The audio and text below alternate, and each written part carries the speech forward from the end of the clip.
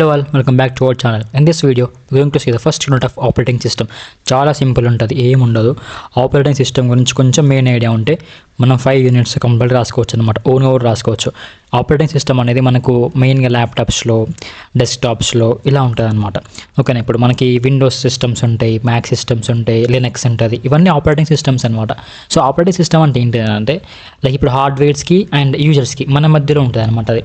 ఓకేనా, ఇప్పుడు files manage చేయడము, అప్లికేషన్స్ మేనేజ్ చేయడము, సర్వర్స్ని మేనేజ్ చేయడము, ఓకే, ఇవన్నిటిని చూసుకుంటాను అనమాట ఆపరేటింగ్ సిస్టమ్ అని చెప్పేసి.